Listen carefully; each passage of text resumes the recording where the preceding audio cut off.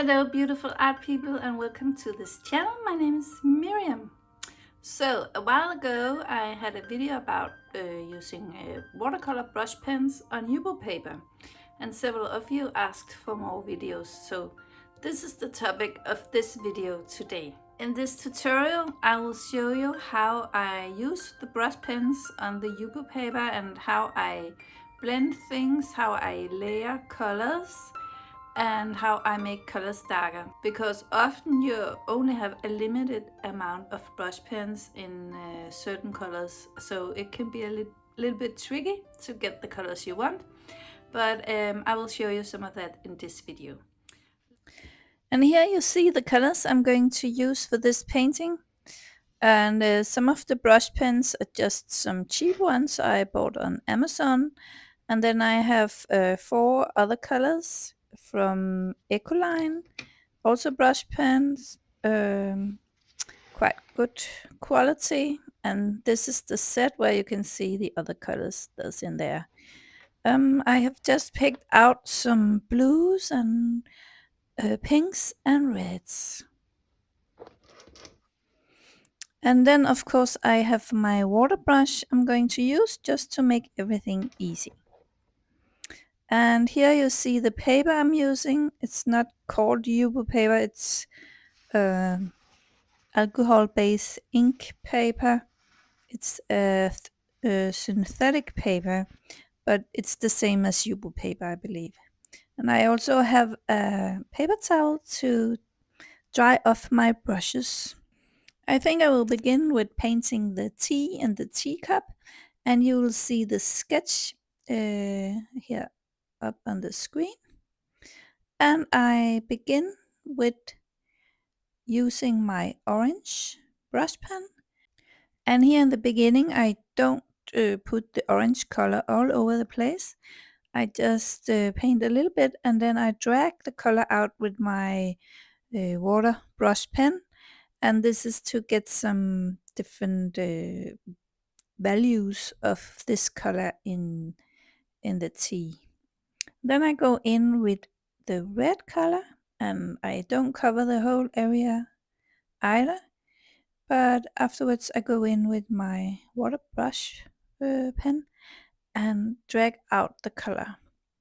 And when you are painting on this kind of synthetic paper, you can make some effects by, for example, like I did here, drop in some water drops, and that will make quite a beautiful effect when the painting is dry.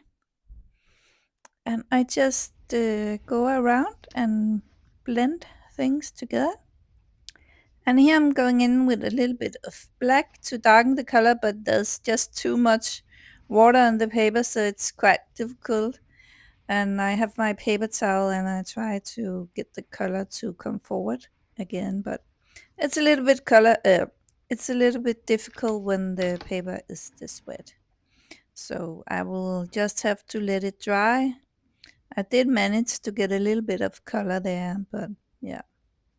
And then I continue with the tablecloth, and here we had a shadow area, so I go in with the blue purple color, I will call this one. And yeah, I just begin going around the edges with the color and just drawing in, but I'm not covering the whole area with color because I want to use my water pen or my water brush and go in afterwards and drag out the color, so we will get different areas of light and dark places. So this is a way to do that when you are painting on Yupo paper. You could also cover the whole area with this blue color and then put in some water drops. That will give an effect as well, but I prefer to do it this way, and I feel like I got more control over it this way. So yeah, that's what I'm working on right now, the tablecloth. And Make sure to avoid areas where the tablecloth is a little bit lighter. The tablecloth has some pattern in it, so I try to avoid that. And now I go in with the very light pink to paint in the rose. And here I accidentally made some unfortunate marks.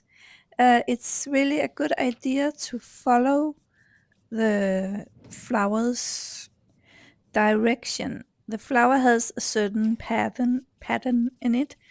If you look at a flower leaf, so it's a good idea to follow that, because else it can be difficult to hide, because this paper also grabs the color and stick with it, so you can't just erase the color when you like. So that's a little bit important, but I'm gonna build this painting up layer by layer, so hopefully it will not show later on. Here I'm going in with the red color because there's just a hint of some rose leaves. And now I'm just drying off the wet areas, and this makes the color on the paper move around because the paper is wet, and it gives some really nice effect on the paper. But you can try and experiment a little bit with it on your own paper. Then I have found a darker pink color, and I'm working on the rose again here. And hopefully now I'm able to cover up some of the previous color with this darker one and just get the direction right on this flower.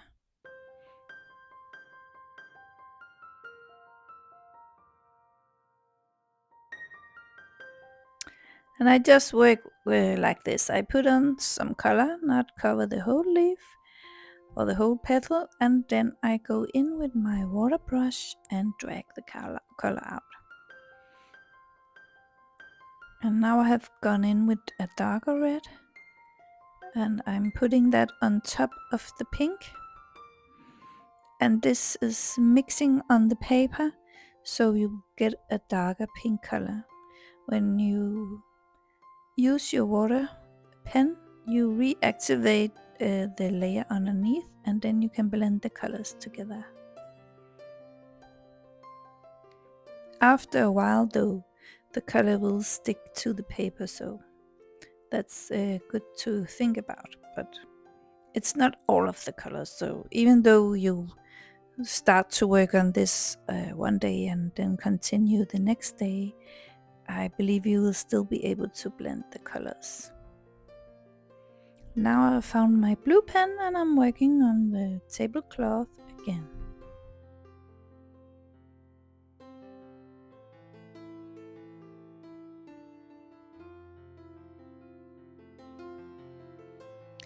Like in regular watercolor, you have to be careful not to put two wet sides if you want an edge up against each other, because they will bleed together. So, and here you saw me, I had this stirring stick. I don't know what it's called, if that's the real name, but you use it when you buy some paint and you have to stir the color together in the bucket. This is a very good thing to use when you paint. If you don't want to put your hand in wet areas, you just place it on the table like you saw me do before. Here I'm going in with some black paint because I want some shadow area here. And now you can see the reference photo where the shadow area is.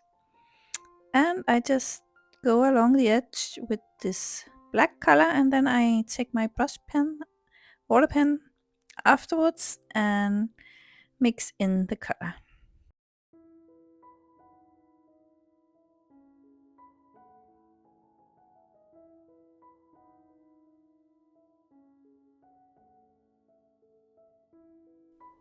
And here I'm working on a shadow area, and I go in with the black and then afterwards with the water brush. Then it's another kind of blue. The napkin has some pattern on it, So I go in with this other blue color and paint around the edges of this flower, and then I go in with the water brush and again wet the area, activate the color and drag it together. Here I'm going in with my yellow. There are some leaves on the napkin as well, so I'm just working on that pattern right now.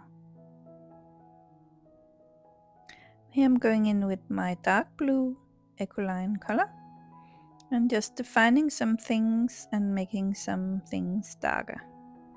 So I just draw a little bit with this on some edges, and then afterwards I can go in with my water brush and blend things. And now I begin to work on the cup, and I'm using a light gray color, just going around the edge and then reactivate the color with my water brush. And now I'm working on the inside of the cup and activating the color again with my water brush.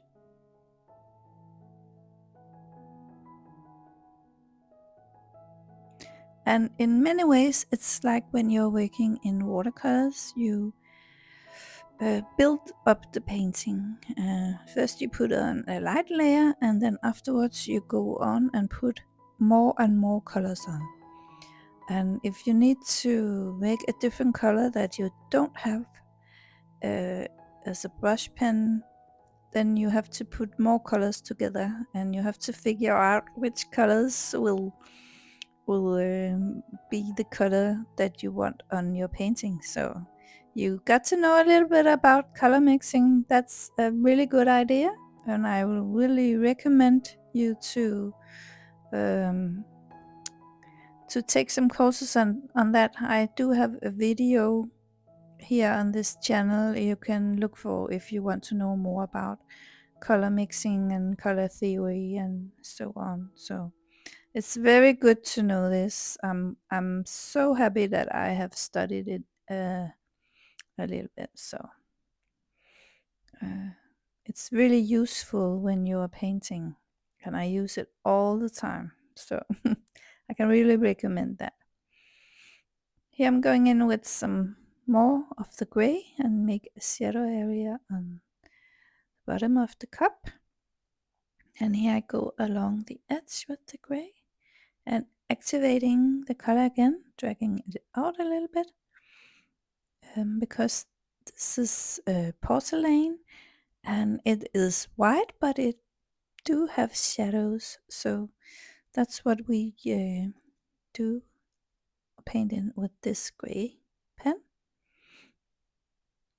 And it really has a good effect when you drag out the color, so it gets very light gray.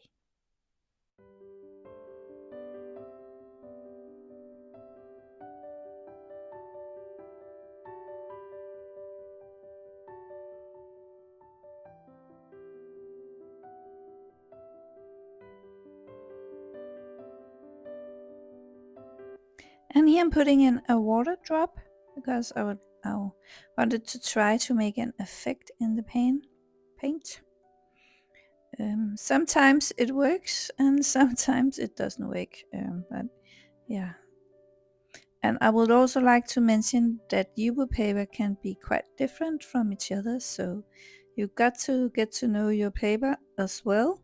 That is also a thing. I have another one, another brand of paper where it's completely different reacting when I put colors on. So yeah, you got to remember that and be mindful of that as well.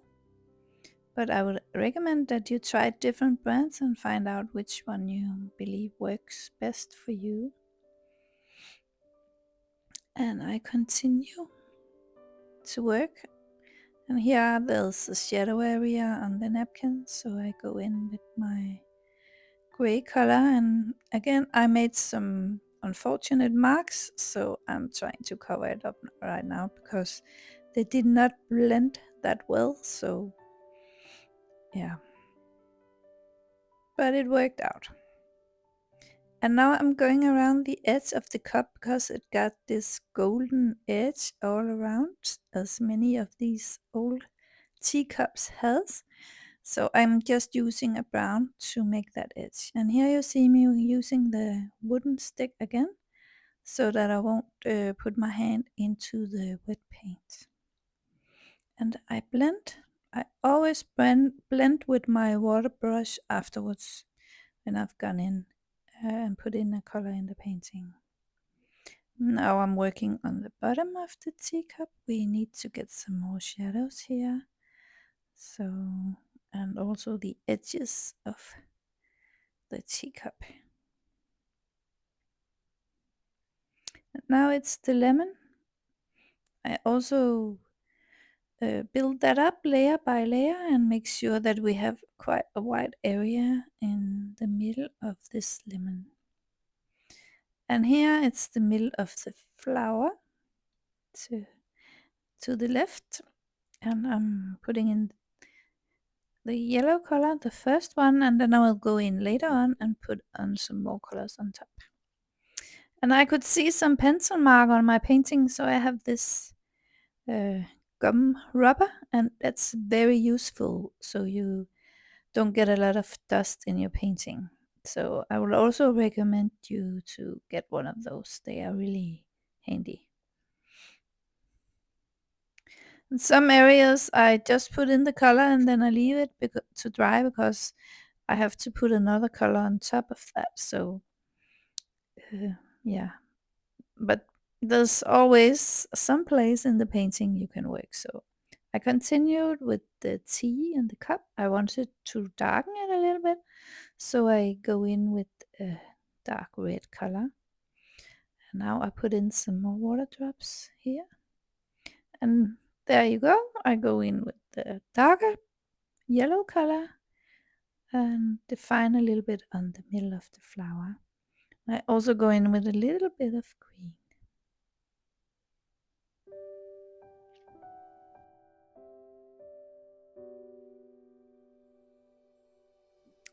And now I'm making some definitions with a pink water brush. There's some edges I would like to have, and yeah. And of course I go in with the water brush afterwards. And here's the red because I want to darken in some places. So I put in the red color. And I also want to darken the rose up here. And I just build it up with the brush pen. And I wanted this area to be a little bit darker as well, so I just go in again with the blue color. And blend everything with the water brush. And here I'm going in with the pink color. There are some pink parts in the tablecloth. And now it's the black. I need to darken the color a bit underneath the teacup. And to get a nice dark green color, I go in with the black on top of the yellow. It's the shadow that the lemon is casting on the cup.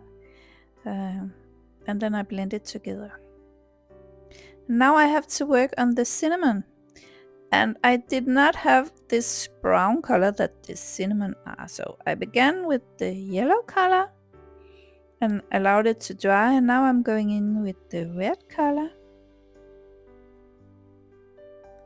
And then I will put a black color on top of that. And then I will blend that with the water brush. But it's still not the right kind of brown color. So in the end, I go in with the yellow here as well. And right now it does not look very good. But it will. Then I go in again and blend things with the water brush. I also take off some color because I felt like it was getting a little bit too dark.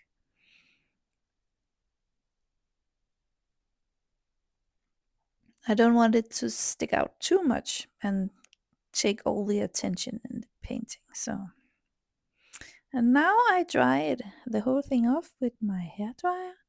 And I also use the hairdryer to peel off the masking tape. And yeah, there you go, the finished painting. And I thought I would just show you how you can turn your painting into some pretty Valentine's cards using the app Canva. Here you can choose a postcard and then you can just go along and use all the creative tools that's in there.